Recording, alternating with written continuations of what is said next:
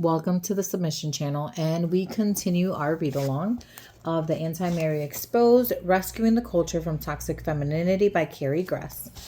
And we continue on the chapter we left off, which is chapter 6. So far, what we've been learning is the history of where the femininity that has entered society has stemmed from. And this is the last chapter before we enter into the divine purpose of femininity from God. So I need you to hold on really strong, because some of the history can be, a lot to take in, a lot of information, a lot of stuff to reflect on. And it's necessary to know that history in order to really absorb and appreciate what it is that God wants us to learn from that history. Okay? So here we go. Chapter 6. The New Matriarchy, Fashionable Dictators. I think testosterone is a rare poison. Quote by Germaine Greer. It is no secret that women tend to look to other women for ideas. We applaud this in the multi-billion-dollar fashion industry and entrust most of our wardrobe and fashion choices to whatever is trending. In the movie The Devil Wears Prada, fashion mogul Miranda Priestly, played by Meryl Streep, breaks in her idealistic new assistant Andy Sachs, Anne Hathaway, who dreams of doing something more important than matching skirts with sweaters. When Miranda catches Andy smirking at serious chatter over denim skirts, Miranda unloads, and she says, "See that droopy sweater you're wearing? That blue was on a dress that Cameron Diaz wore on the cover of Runway. Shredded Chiffon by James Holt. The same blue quickly appeared in 8 other designers' collections and eventually made its way to the secondary designers, the department store labels, and then to some lovely Gap outlet, where no doubt you found it. That color is worth millions of dollars and many jobs. We women appreciate that others work hard to provide us new selections every season. What we may not realize, however, is that the marketplace of ideas works like the fashion industry.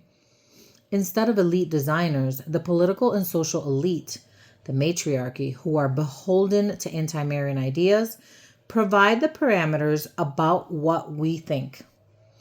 Instead of skirt lengths and eyeshadow hues, they suggest intellectual trends that we scarcely know are being dictated to us through every possible venue, from women's magazines to popular daytime television, and especially mainstream media. What is not well known is that these layers of influence have also bled into the world of ideas through the media and cultural celebrities such as Hillary Clinton, Gloria Steinem, and Maureen Dowd. Ideas pitched by these elite women trickle down into the daily lives of millions of women across the country and around the world through such programs as Rachel Maddow or The View, and then into sitcoms such as Lena Dunham's Girls. Notions like women can only be free if they are able to abort their children, gender is a fluid thing unless one wants to become heterosexual, masculinity is toxic, or women must become the same as men, all started with elite women and are piped into our lives like elevator music. This shrill female chorus has its hands in every cultural pot. Look at New York, the big heart of big media, which largely controls the news narrative. Most smaller news sources rely upon the New York Times, the Associated Press, and the major television networks. New York also has the fashion industry, which has blurred the lines between clothing us and scolding us about how we are to think on any given topic. Pouty and emaciated women say more with their aloof sophistication when coupled with a political idea than any series of books ever could. These ideas have also been chiseled into public policy in Washington, D.C., where there are plenty of politicians beholden to Planned Parenthood. The Washington Post also holds significant national and international sway. In politics and media alike, There are a lot of platitudes and impassioned cries to fight for all women, just so long as we are talking about the right women and not those waiting to be born. Comments like former Secretary of State Madeleine Albright's that there's a special place in hell for women who don't help each other are subtle ways of virtue signaling how all women should think, or more importantly, vote. Meanwhile, female politicians and lobbyists, aided by journalists and celebrities, hold the strings of most every political issue by their votes, rulings, and lobbying for political causes, often offering access to campaign cash or the promise of political perks for their districts. Dr. Jennifer Roback Morse and law professor Helen Alvarez have both chronicled the sad role that public policy and legislation have played in perpetuating the myths of the sexual revolution by giving sexual activity and preferences legal priority over the needs of children and families. Skipping over flyover country, we move to Hollywood and the music industry, which work hand in hand to further the message that sexual license of any stripe is fun, liberating, and free of consequences. Some of Hollywood's underbelly has recently been revealed, showing A, that some men are benefiting immensely from the matriarchal narrative, such as Harvey Weinstein was a huge Planned Parenthood donor, and B, that the myth of sisterhood among liberal women extends only so far when male bosses are calling the shots. It seems there were plenty of women who were aware of what was going on behind closed hotel doors, but said nothing until their reputations were at stake. And then there is the matriarchy's publishing arm, Cosmopolitan, Marie Claire, People, Vogue, and so on, that reach women at the checkout stand. These magazines have become toxic blends of celebrity gossip, virtue signaling about politics, the occult, and old-fashioned gossip. Though appearing benign and frivolous, magazines no longer have a line between editorial content and advertising. The two spoons full of sugar in their savvy and seductive images have helped women swallow even the most unsavory of ideas. As Myrna Blythe explains, using storytelling and carefully selected headlines, magazines have capitalized upon the idea that women are victims. Women who are victims are much more likely to keep purchasing content that underscores their victimhood while also offering suggestions on how to resolve it. It started with Dear Abby, but has proliferated into a monstrous monopoly of begetting victimhood to every woman, no matter what her circumstances, simply because she is a woman. Universities, with a few notable exceptions, are also doing the bulk of the heavy lifting to promote the matriarchy's vision. Women's Studies Department, many of them established by Kate Millett and her contemporaries, are awash in ideology. The intellectual poison scarcely remains there, broadly infecting other academic departments as well. Margaret, a recent graduate of Harvard, recounts several incidents at her alma mater that make it clear that professors there are willingly manipulating rhetoric to reach their own ends. During a small meeting with 100 female student activists, professors, and students, someone asked what the future of abortion promotion is. The honored guest, Frances Kissling, responded, "Now that there are ultrasounds, everyone knows it is a baby. We need another strategy." No one in the audience seemed to bat an eye at the notion feminists had to figure out another way to justify killing children. Margaret also experienced professors like Elizabeth Schussler Fiorenza and Mark Jordan, who advocate for selling the public on extreme ideas with the hope that it normalizes the less extreme, such as gay marriage and pederasty. They believe that truth is a spectrum, and their goal is to pull people closer to their cause by pushing the boundaries beyond it.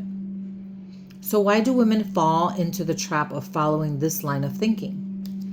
Partially because women have been hardwired to consider that other women think, what other women think, and how they act, and then to mimic it. It is part of our set of survivor skills. More significantly, the matriarchy acts as a kind of gatekeeper, preventing different voices from being heard in the public square. And finally, because it is so ambiguous, most women assume that this is the right route to happiness. Surely all these experts must be right about relationships, culture, human sexuality, and careers.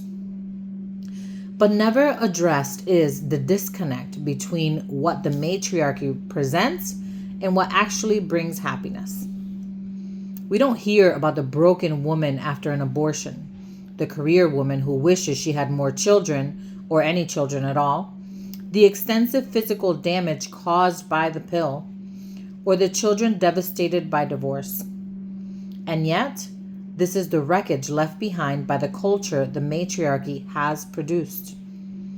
On the other side of the coin, we also don't hear about peaceful and joy-filled religious sisters who have given their lives for Christ, or very contented mothers with big families who wouldn't trade their jobs for the world.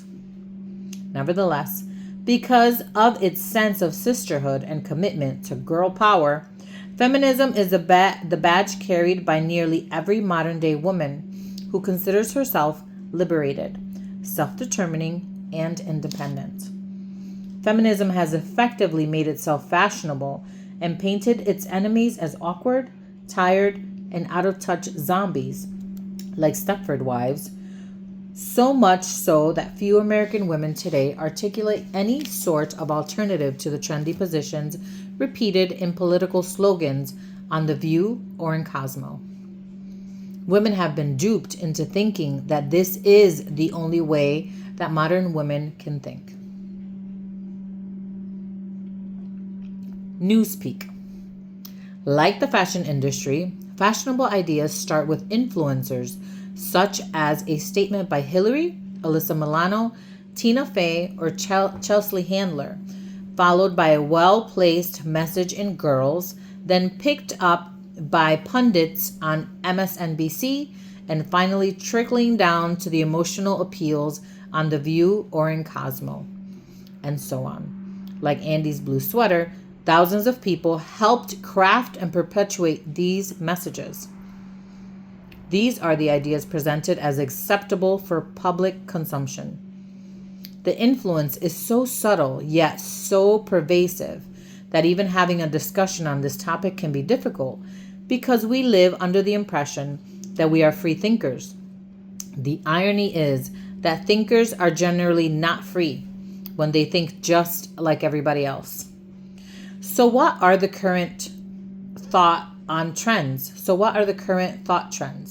The current crop of acceptable tenets include women are always victims, men and masculinity must change, others must provide women unrestricted access to contraception and abortion, women will only be equal when they are considered exactly the same as men, and therefore must be granted special safeguards from and privileges over men. Again, we never said it was logical. Society must accept gender neutrality and fluidity unless it flows back to heterosexuality. Men have nothing to say about abortion since they don't have a uterus unless they're transgender. Then they can have a say on whatever they want as long as it is in favor of abortion. And the newest one, let's share our lady parts. Grab your pink hat and your vagina dress. These basic ideas have become the very air of public discourse. When any are violated, matriarchs are quick to remind everyone that women are victims and throw a collective tantrum. And whenever an elite woman is honored for being brave and courageous, she is almost without fail doing it within the comfortable boundaries set by the matriarchy. Women who espouse these ideas are presented as savvy, sophisticated, important, well-spoken, right-thinking, free thinkers. On the other hand, women who oppose these ideas are branded as frumpy, fundamentalist, wrong-thinking, unhip, and kowtowers to the backward way things have always been. Lest you think it an exaggeration, consider well-known women who don't ascribe to the matriarchy. They are about 5 that might come to mind, none of whom the media treats well. Discussion is hermetically sealed. No one notices that there might be another way to think, which is how Academy Award winner actress Natalie Portman only recently discovered, much to her surprise, that there is actually a case against abortion. Women who operate outside of these parameters are labeled problematic and non-women. The sisterhood only extends to like-minded women, read abortion supporters, and women who fall outside of the group, think are really somehow not women. As we saw in the last chapter, women can be psychotic, schizophrenic, addicts, lesbians, or anything else under the sun but virgins. Contented mothers and pro-lifers are no longer considered women. These non-women are immediately assailed with ad hominem attacks and words put in their mouths suggesting that women should be doormats or slaves, even if it isn't at all what they say or think. There is no happy medium of thought or leaving the safe intellectual confines of the matriarchy. Kate Millett once said, "Many women do not recognize themselves as discriminated against. No better proof could be found of the totality of their conditioning. The non-woman's problem is that she can't even see the reality of her plight. Real women, however, see their plight, and in order to show just how liberated they are from it, they shout their abortion." A new website touting this freedom features articles on the topic entitled, "My Abortion Was Gentle, Irreverent, and Empowering. Best Decision of My Life. Abortion is Mercy, and Thank God for My Abortion." Again, there's a pattern here that goes beyond just women behaving badly. It is tied closely to Marxist thought. Ryszard Legutko, commenting on the ideological connections between the Soviet proletariat and feminism, outlines the parallels of what happens when old communal bonds, such as the family and the church, have been tossed aside. Something must fill the gap. The feminist ideology, for example, proclaimed that women are united by a special feeling of togetherness and solidarity, which they unsurprisingly called a bond of sisterhood. It does not require much perceptiveness to see that the women thus defined were a close equivalent of Marxist proletariat. Like the proletariat, the women sisters were believed to form an international, or rather transnational political group whose primary reason of being is empowered of their entire sex and liberation of all possible chains imposed on them by history and by men. Just like the proletariat, the generic word women, Legutko explains, is an abstract concept that does not denote any actual existing community, but only an imagined collective made an object of political worship among feminist organizations and their allies. He continues, but the paradox is that the feminist woman, being a figment of political imagination, is considered by feminists to be a proper woman, a woman in a strict sense, the truest woman, just as for the communists, the Marxist proletariat was the truest representative of the working class. By the same token, a real woman living in a real society, like a real worker living in a real society, is politically not to be trusted because she deviates too much from the political model.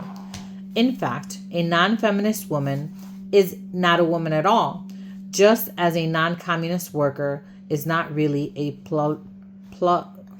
proletarian. The non-woman, therefore, must be denied a voice so that she cannot do damage to the ideological bulwark holding up the effort. More than feminism. One of the strangleholds that feminism has had upon women is the impression it offers that women could do nothing before its arrival, and that it is the only movement that has been of assistance to women, both of which are patiently false. My mind drew a blank. Kate O'Byrne writes, long before now,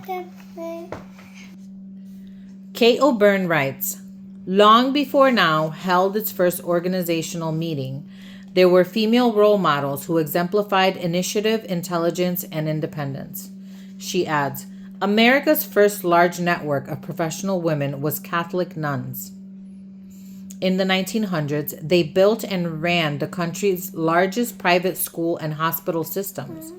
These women were nurses, teachers, and CEOs.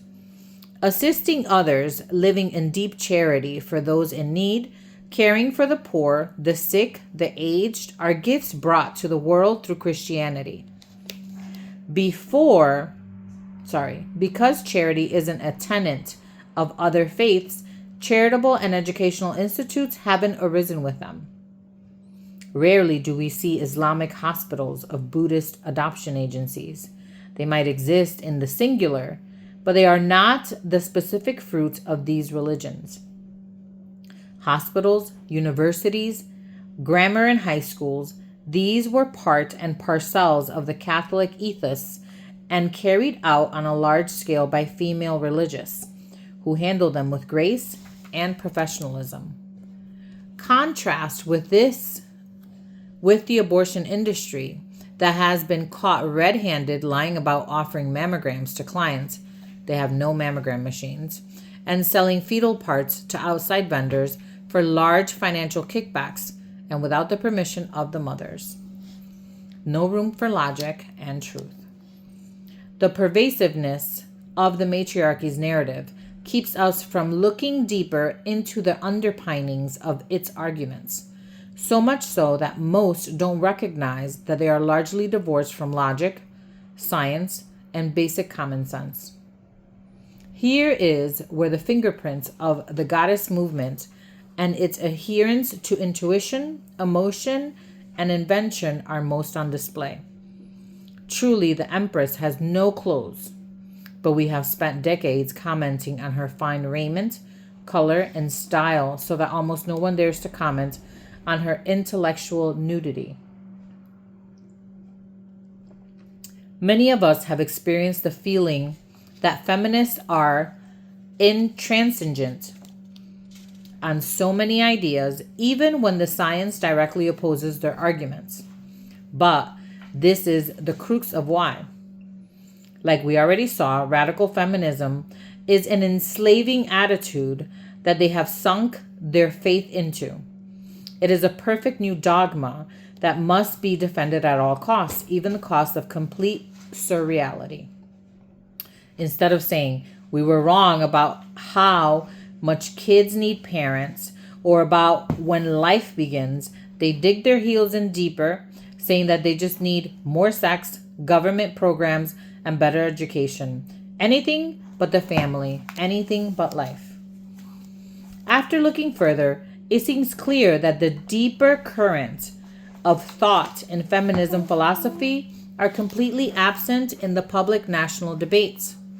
When talking about women's issues, feminists aren't searching for truth, but pushing savvy talking points.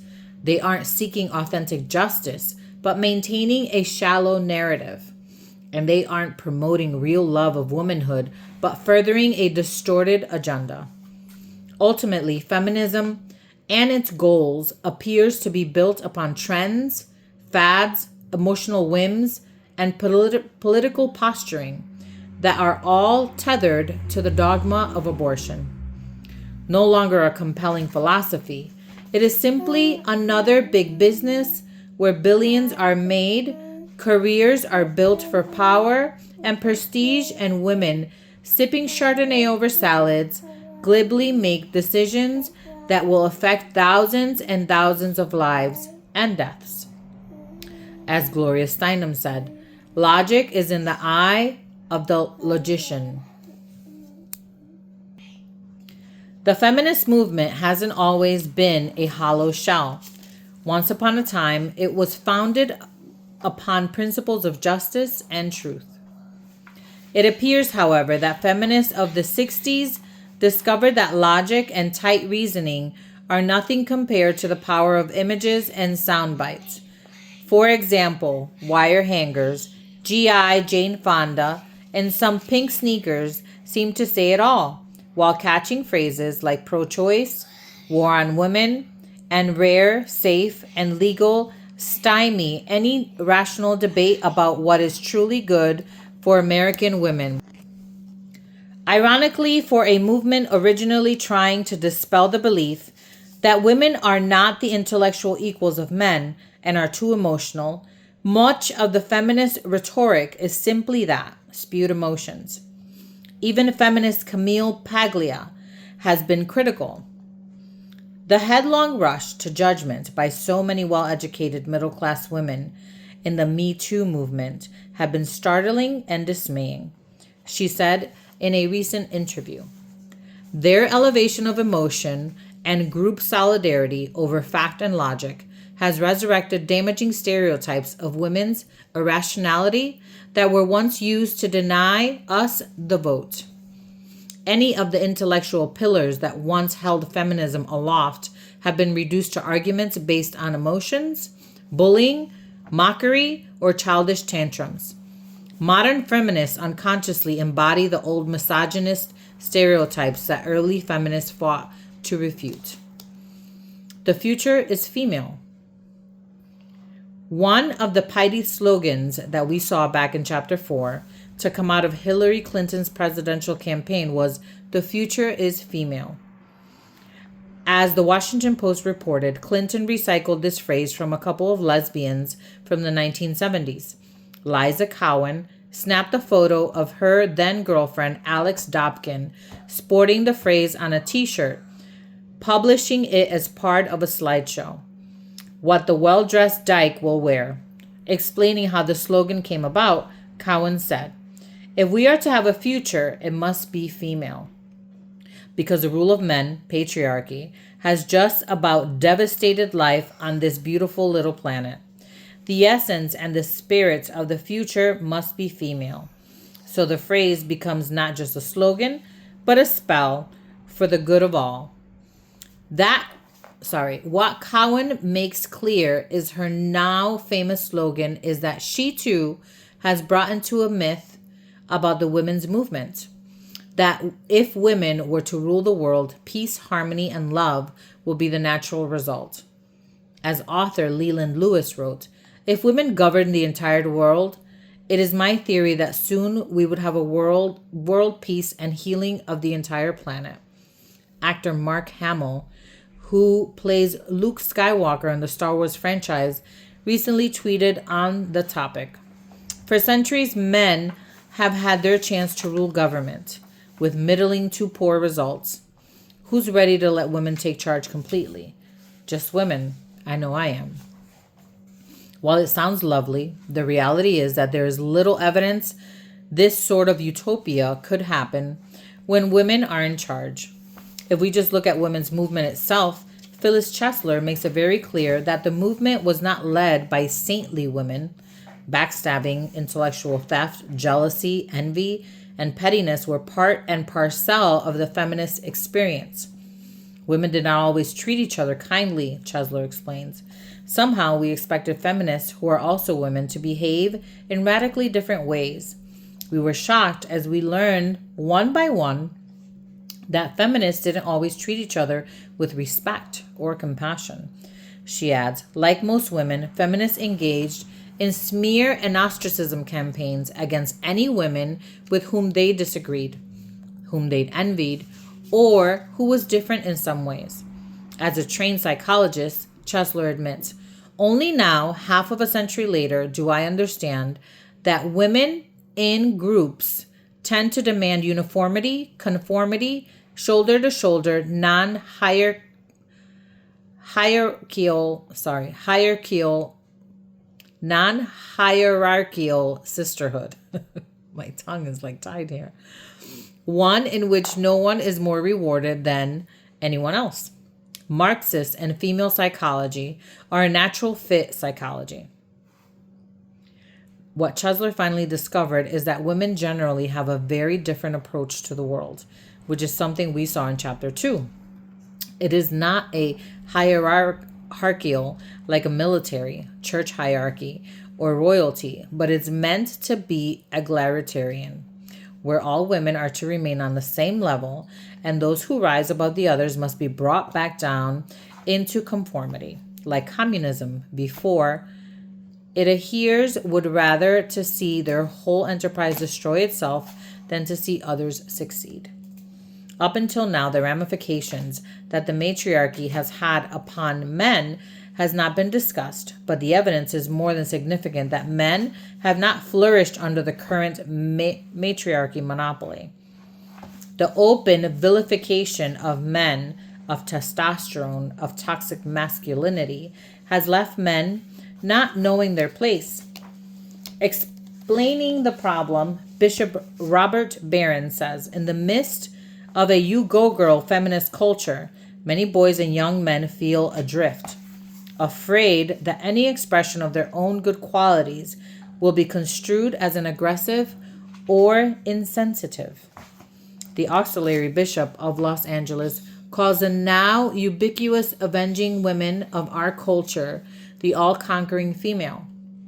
This type of woman is portrayed over and over in the media, as Bishop Barron explains. Almost without exception, she is underestimated by men and then proves herself more intelligent, cleverer, more courageous, and more skilled than any man.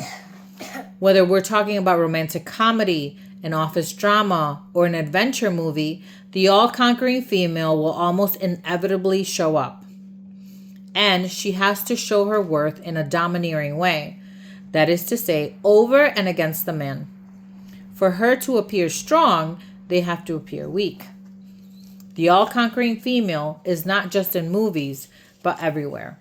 Commercials, novels, soap operas, music videos, while male virtues are trampled upon. In the book The Great Mother, psychologist Eric Newman says, matriarchal womanhood assumes a character of the terrible in its relation to the males. That is, the power and position that women are given when they are put in charge, unless tempered by virtue, most often leads to maltreatment of men by rendering them useless. Like we saw in chapter 2, because of women's built-in vulnerability, without virtue, they will naturally gravitate towards the vices of jealousy and envy, which will not allow others to flourish. Beyond Newman's extensive research, other matriarchies have been scrutinized with similar results. Take away men's responsibility to lead, protect, and care for the general welfare of his people or family, and he ends up unfocused, without a mission, and adrift in life. Keith Patriot, a member of the matriarchal Indian state of Meghalaya, speaks of the kind of demoralization that happens to him and other men in the tribe. In his language, a tree is masculine, but when it's turned into wood, it becomes feminine. The same is true of many of the nouns in our language. When something becomes useful, its gender becomes female. What happens to the men, he adds, is that matrilineal breeds a culture of men who feel useless. In another matrilineal tribe in China, men are little more than studs, sperm donors, who inseminate women but have, more often than not, little involvement in their children's upbringing. It is arguable that because of feminism, we live in an unrecognized matrilineal, where the current matriarchy is doing what they always do, setting men adrift, unmooring them from authentic responsibility, a sense of purpose and mission. As author Joseph Pierce wrote, the truth is that the healthiest societies are always, in one important sense, matriarchies. They are societies in which strong and virtuous women raise strong and virtuous children, and in which well-behaved wives reign in the unruly passions of their poorly behaved husbands. The unhealthiest societies are patriarchies, in which the power of men runs riot because the power of well-behaved women to restrain them has been weakened. The most unhealthy society of all is one in which women want to run riot with the men. It seems clear that not only are we living in a society where the women want to run riot with men, but even one step further, where the women want to run everything. The Kavanaugh Crucible. The confirmation hearings of Supreme Court Justice Brett Kavanaugh in 2018 was hugely revelatory to the typical tactic used by the matriarchy to get its way. All of the theoretics, every anti-Marian tactic was summoned because of the concern of their sacrament, abortion. Could be on the chopping block.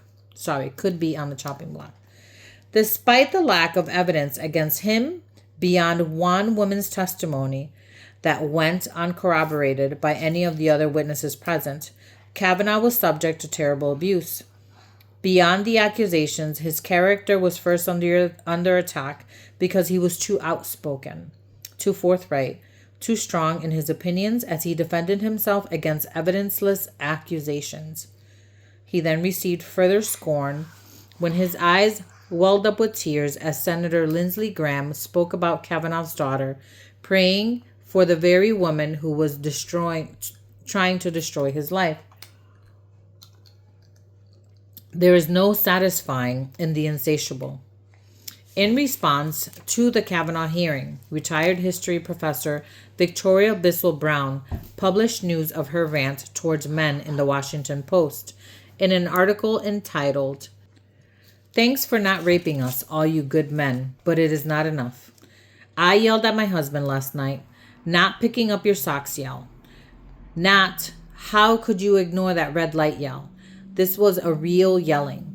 This was 30 minutes of from the gut yelling," Bissell Brown explains. "I blew hard and fast, and it terrified me. I'm still terrified by what I felt and what I said. In that roiling moment, screaming at my husband as if he represented every clueless male on the planet, and I, every angry woman of 2018. I announced that I hate all men and I wish all men were dead," the angry 70-year-old grandmother continued.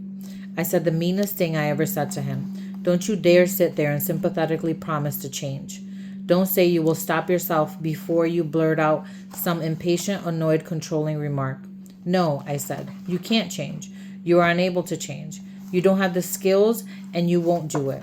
You, I said, are one of the good men. You respect women, you believe in women, you like women, you don't hit women or rape women or in any way abuse women. You have applauded and funded feminism for half a century. You are one of the good men and you cannot change.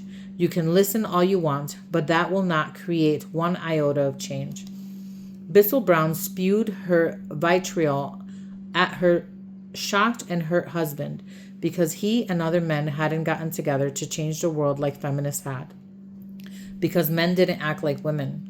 For decades, the women have been asking men to listen to them while simultaneously telling them to shut up. They don't know anything about women or victimhood. One can almost hear echoes of Eve screaming at Adam as they leave the garden, "Why didn't you do something?" Ironically, in the end, Bissell Brown laments that there is no longer the patriarch, Noah, ready to help us combat the flood of memories that she claims every woman is drowning in. Remember, we're all victims. Pay attention, people. If we do not raise boys to walk humbly and care deeply, if we do not demand that men do more than just listen, we will all drown in the flood, and there is no patriarchal Noah to save us.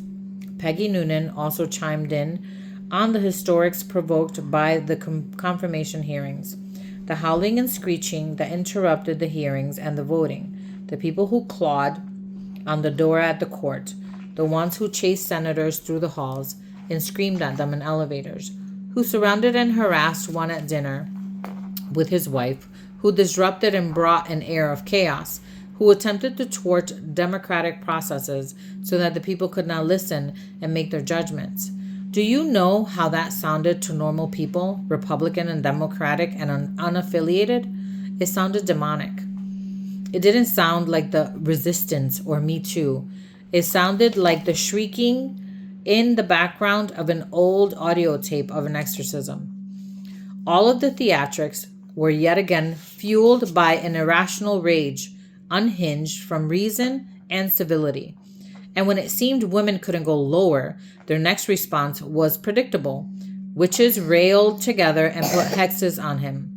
The witches said, "We will be embracing witchcraft's true roots as the magic of the poor and the downtrodden and disenfranchised, and its sick history as often the only weapon, the only means of exacting justice available to those of us who have been wronged by men just like him."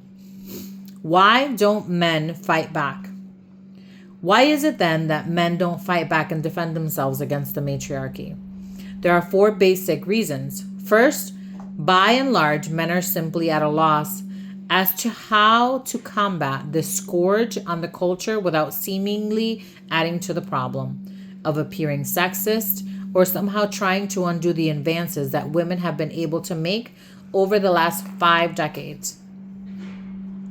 They love women and don't want to rock the boat that the majority of women have boarded, especially if they are going to be targeted in such a way that will undermine their relationships, income, and social status. Second, fighting women goes against men's better nature. Men in Western cultures are generally not comfortable with the idea of hitting or verbally attacking women. Yes, domestic violence is sadly a different thing. From their earliest days, boys have had an innate desire to fight the bad guys. Even boys given dolls to play with will use the dolls as makeshift guns. Soldiering comes naturally to them, but women aren't supposed to be the enemy. It shouldn't surprise us that even Adam, before the fall, was more inclined to just eat the fruit than to fight with Eve. Third, feminism satisfies men's baser instinct. Men on the more predatory scale consider themselves beneficiaries of feminism, which allows them to have shallow and frequent hookups whenever they fancy, particularly with social media apps like Tinder. And finally, the sexual revolution has provided them with a way out of dealing with women altogether. Porn saps the spirit and the outrage of many men, leaving him satisfied and spent, such that he isn't much motivated to react or even engage to women. The rise in sex bots allows men to sidestep them entirely.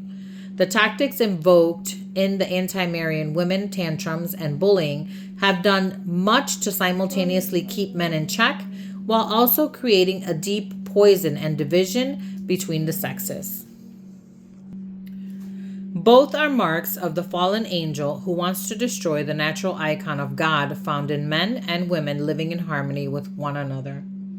This raises the likelihood that there is something significant for women concerning the complementary of men. Maybe women need men to balance them out, to rein in their inclinations to instability, irrationality, and envy. Perhaps the all-conquering female doesn't know when to quit, except when she has truly conquered everything, totally demolishing it and grinding it to powder, to borrow a phrase from Lenin. Perhaps it is this dominant political posturing of women, unhinged from rationality and civility, that has led us once again to the terrible mother type of culture. The matriarchy has been incredibly successful in making over women to be the whores, dykes, and bitches that they envisioned. Ironically, they also show us daily how miserable they are in their debased state. The girl of our day has degraded herself from an archetype,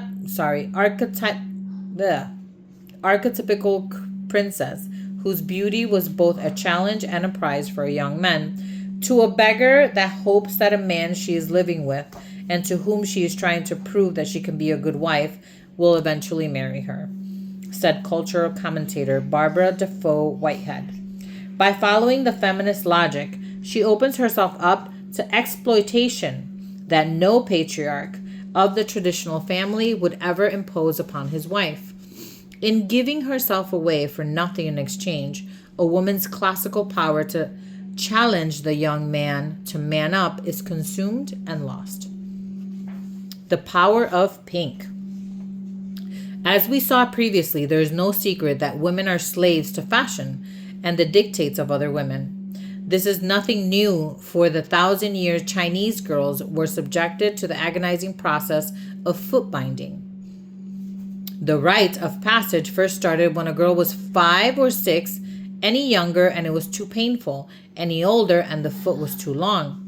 The practice was first a sign of allurement for the opposite sex and later took on a sort of national pride when outsiders tried to ban the grisly practice. In a similar but even more horrifying way, abortion takes what had been a healthy heart and distorts it into something almost unrecognizable, as when Wendy Davis, to abundant national acclaim, sported her pink sneakers to filibuster a bill that would block late-term abortions. When nearly an entire media class and a large portion of the population think it's permissible to kill a viable baby for any reason whatsoever, what is fashionable has definitely trumped what is rational. The one essential to all of the cultural fads, however, is the free and easy access to abortion. Since women cannot be manlike if they have to be women, that is, mothers, and so women of Planned Parenthood thrive off the myth that women must be like men, and that our children are often the enemy who stifle and undermine our pursuit of happiness. They carefully craft a message of compassion, empowerment, and the sky will fall if we don't have this rhetoric, slowly leading us to believe in the power of their kind of pink. So much so that the independent woman who finds herself pregnant will think this baby cannot be, for it isn't who I am.